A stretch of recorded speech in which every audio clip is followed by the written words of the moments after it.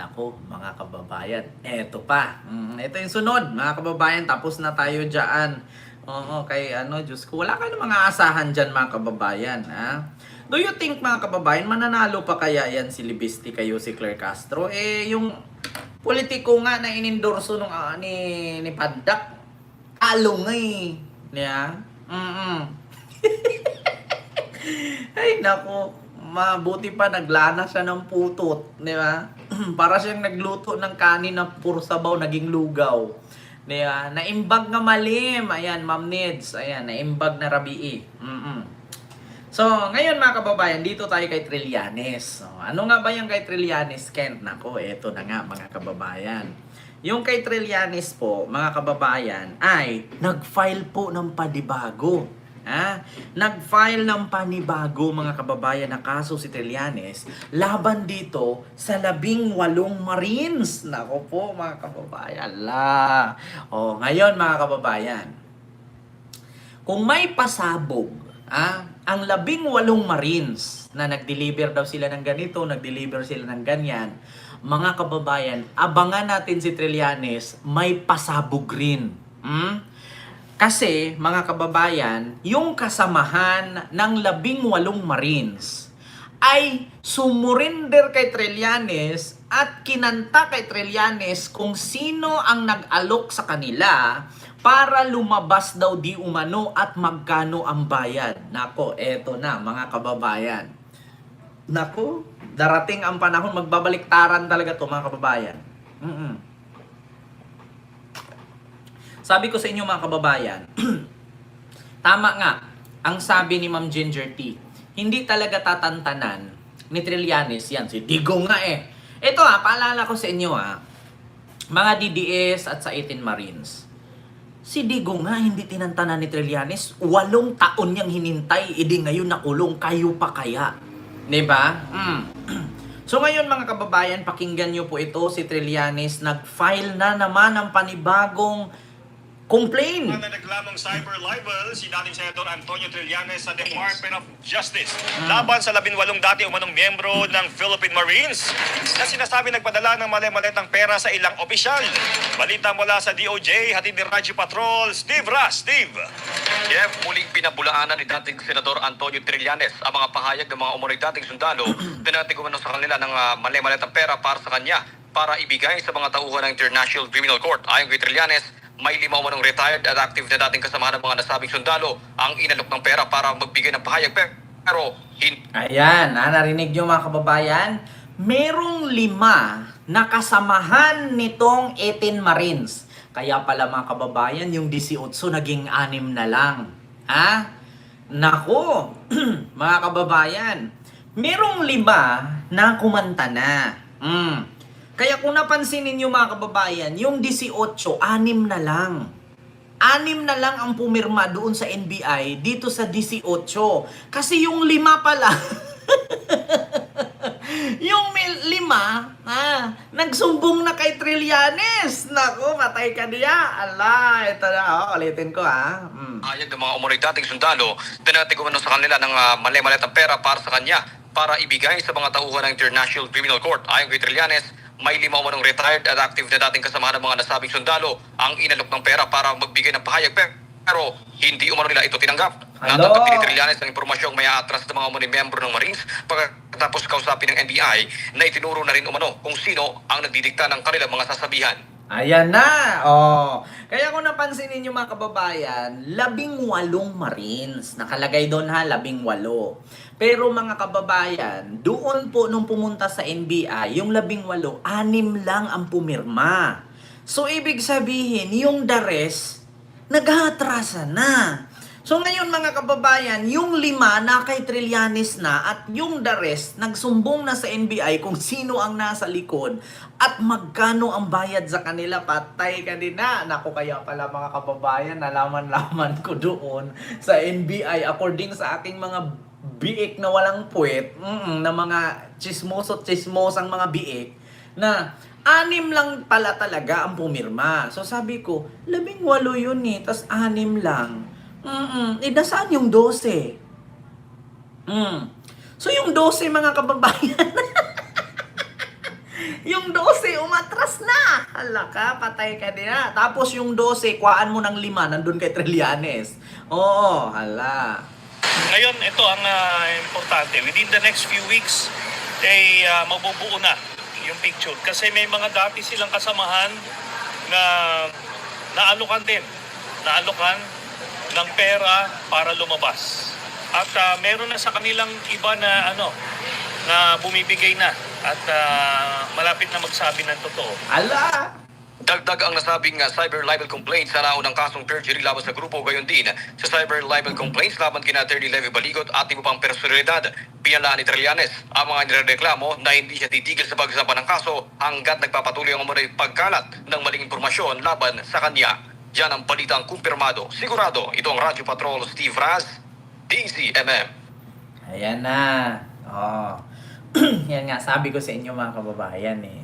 Si Gutesa nga eh. Ang sabi ni Chavit Singson, hawak daw ni Romualdez. Pero, sabi naman ni, sabi ni, tawag dito, Mike Defensor, kachat niya lang. So, meron bang hawak ni Romualdez na kachat pala niya? Oh, so ibig sabihin mga kababayan, alam ni Mike Defensor kung nasaan si Gutesa. Hindi si Romualdez ang nagtago kasi ang sabi nga ni Mike Defensor, kachat daw niya. Ito patunay ha. Sa mga nagtatanong dyan, mga kababayan, totoo ba yan, Kent, nakachat ni Mike Defensor si Orly Gutesa? Ito, pakita ko sa inyo, ha. O, ito, ha, mga kababayan, hindi ito fake news, ha. Orly Gutesa, kachat lang ni Mike Defensor. Mismo inamin ni Mike Defensor yan, mga kababayan, sa mga newscaster nung in-interview siya.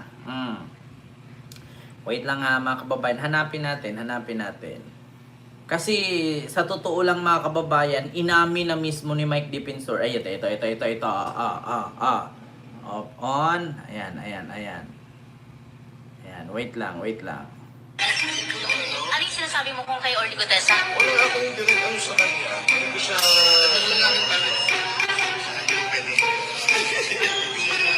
May message lang sa akin na mukhang okay na naman siya. Okay naman siya. Pero, May message lang sa akin na mukhang okay na naman siya. okay naman siya. Pero, May message lang sa akin na... kasi ito sa Pinas. Ano pagkakala? Pilipinas pa. Pero hindi lang wala siyang balak, sir, na lumabas din sa gaya ng 18 experience.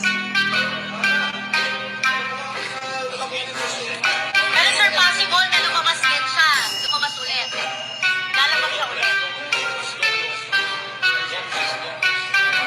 Diba? Sasabihin nila, hawak daw ni Romualdez si Gutesa. Samantalang lumabas sa bunganga ni Mike Defensor, kachat niya. Kakachat lang sa akin ni Gutesa. Okay naman siya. Tapos sabi ng reporter, so wala siya sa ibang bansa, sir, dito lang sa Pilipinas. Nandito lang. Akala ko ba sabi ni Chavit na kayo hawak ni Romualdez? So ibig sabihin mga kababayan, walang katotohanan yung sinabi ni Amy na tinakot si Gutesa, binayaran si Gutesa. Kasi mga kababayan, sa madaling salita, hindi talaga nila palalabasin yun kasi nga ang mangyari dyan mga kababayan ay pampagulo lang nila. Kita ninyo? Actually, mga kababayan, ginawa na ni Mike Defensor yan noon. Kung naalala ninyo, nagdala din siya ng peking witness, yung mahaba ang baba, no? Peking witness laban kay Pampilo Lacson, kay Senator Ping Lacson. Tapos ending, mga kababayan, yung witness na yon ay nahuli. Gawain na ni Mike Defensor yan, mga kababayan. Oo, wag na kayong magtaka. Yung gutesa-gutesa na yan, galing yan kay Mike Defensor, dinala niya kay Marcoleta. Ngayon ang tanong, bakit sila may connection ni Marcoleta? Siya nga nagbigay ng donasyon ni. Siya ang nagbigay ng donasyon kay Marcoleta. So ngayon mga kababayan, ito hawak lang talaga ni Mike Defensor si Gutesa. Kasi sabi nga niya, may chat daw si Gutesa sa kanya na okay naman. Ano yung sinasabi mo kung kay Orly Gutesa? Wala akong direct sa kanya. Hindi siya...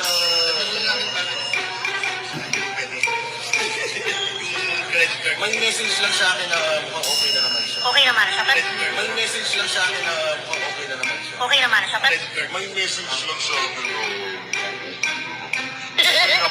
kasi ito sa Pinas. Oh, nasa Pinas o nasa Pampanga sa aking pagkakaalam. Baka na dun kay Oh, nasa Pampanga sa aking pagkakaalam. Ayun, nadulas. Nasa Pampanga, nasa Pinas, nasa Pampanga sa aking pagkakaalam. Putang ina, sa kadaldalan ninyo, nagabistuhan na. Kaya nga sabi ko sa inyo mga kababayan, eto, sa totoo lang, lahat po talaga yan, planado nila yan. Tsaka take note mga kababayan, yung nagnotaryo dyan sa 18 Marines, yung nagnotaryo dyan sa 18 Marines ay kabilang sa sa BIP boys or BP boys ba mga kababayan? Ito pakita ko sa inyo mga kababayan. I-connect ninyo mga kababayan. Talagang konektado po lahat. Mga kababayan, kung marunong lang talaga kayo ito. Isang duffel bag na may laman daw na milyon. Ayon sa isang affidavit na nabanggit, dinala raw ito sa isang comedy bar sa Timog.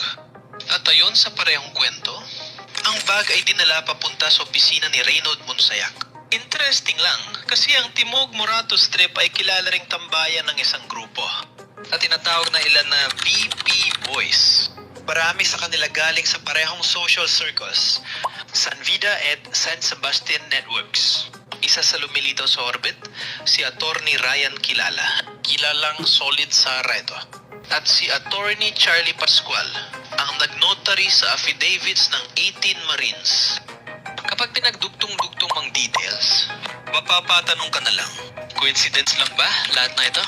O may mas malaking political network na tahimik lang na gumagalaw? May mas malaking political network, tahimik lang gumagalaw. Tapos tignan niyo yung picture, yung anino. Mapapatanong ka na lang, coincidence lang ba lahat na ito? O may mas malaking political network na tahimik lang na gumagalaw? Mas may malaking political network na tahimik lang gumagalaw. Tapos ang anino kay Gloria. Ang anino naglakad si Gloria.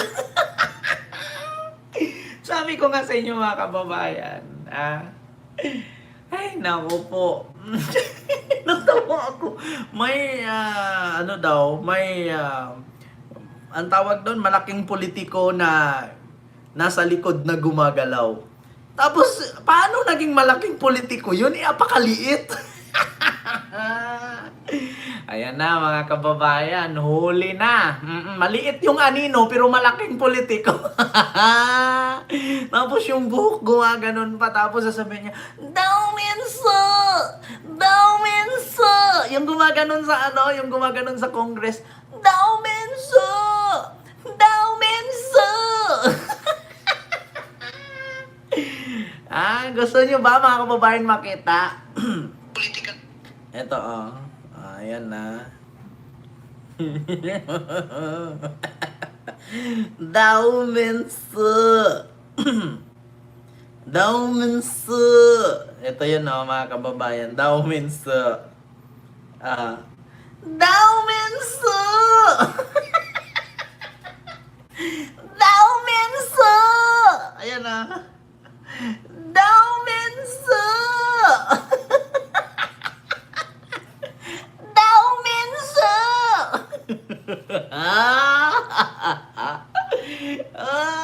Sabi niya, luka-luka ka! Ay, Diyos mio, Marimar. Diba? Ano ba sabi niya? Wah! Yung isa naman, boo! Yung isa naman, wah!